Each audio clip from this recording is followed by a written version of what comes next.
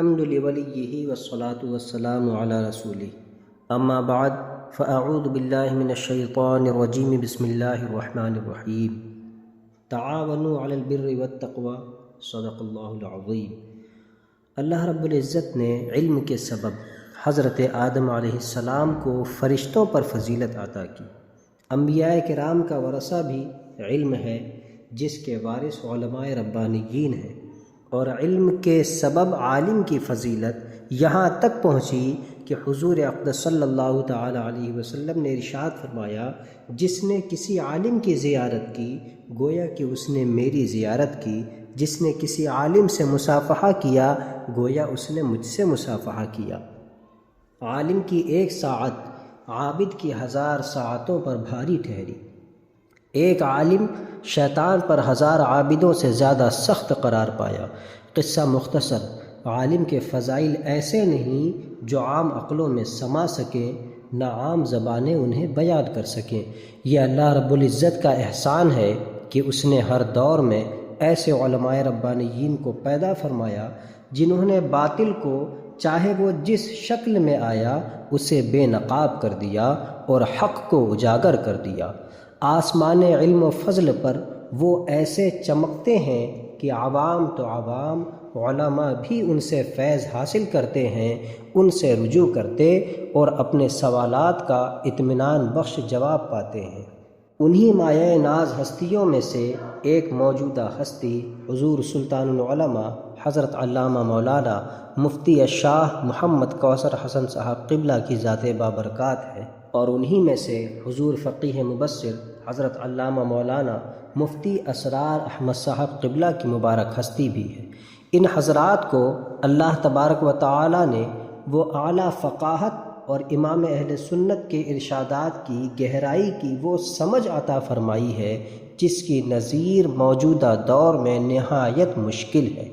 علم رضا کے بحر ذخار سے عمدہ موتی چن کر لانا ان حضرات کی امتیازی شان ہے۔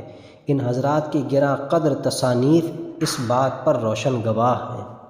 ان حضرات کی مصروفیات نہایت اہم اور مشن نہایت عظیم ہے۔ ہر فرض سے اہم فرض عقیدے کی حفاظت ہے۔ امام اہل سنت فرماتے ہیں، قلوب مومنین سے شبہات شیاطین کا رفع فرض اعظم ہے۔ یہ حضرات اسی فرض اعظم میں مصروف ہیں۔ ذرا غور کریں کہ یہ نیکی کتنی عظیم ہے۔ اب اپنے رب کے ارشاد پر غور کریں، تعاونوا علی البر والتقوی، نیکی اور پرہیزگاری میں ایک دوسرے کی مدد کرو۔ یہ نیکی تو 1000 نیکیوں سے بڑھ کر ہے، اور یہ حضرات تو پوری امت کی اپنے علم کے ذریعے مدد فرما رہے ہیں، ان کے دین و ایمان کی حفاظت فرما رہے ہیں، اور ہم رسول اللہ کی امت ہیں۔ کیا ہمارا فرض یہی ہے کہ ہم ان مبارک ہستیوں کی خدمت کرنے سے غافل رہیں؟ کیا بروز قیامت ہم سے سوال نہ ہوگا، ہم سے پوچھ نہ ہوگی؟ جس عالم دین کا سونا عبادت، جاگنا عبادت، اٹھنا بیٹھنا عبادت، چلنا پھرنا عبادت، اس کا بات کرنا بھی عبادت، خاموش رہنا بھی عبادت، ذرا غور تو کریں۔ ایسے سچے واقعی عالم ربانی کی خدمت کریں تو کیسی عظیم نیکی ہوگی، کتنی عظیم عبادت ہوگی۔ اب ہمیں سوچنا ہے کہ ہم ان نیکیوں میں کیسے شامل ہو سکتے ہیں۔ اللہ رب العزت نے آپ کو شعور دیا ہے تو غور کریں، خوب غور کریں کہ دین کے سچے خادموں کے خادم کیسے بن سکتے ہیں۔ یاد رکھیں، ہر زمانے میں ایسے حق گو، حق پرست علماء کی یہ شان رہی ہے کہ ان کے گرد لوگوں کا ہجوم اور بھیڑ بھاڑ نہیں ہوتی، بلکہ صرف حق سے سچی محبت رکھنے والے، حق کی خاطر قربانی دینے والے نیک لوگ ان کے قریب ہوا کرتے ہیں۔ بھیڑ بھاڑ تو دنیا داروں کے قریب ہوا کرتی ہے۔ اب فیصلہ آپ کے ہاتھ میں ہے کہ آپ اسی عوامی بھیڑ میں شامل ہونا چاہتے ہیں یا اللہ والوں سے محبت کرنے والے، قربانی دینے والے نیک بندوں کی جماعت میں شامل ہونا چاہتے ہیں۔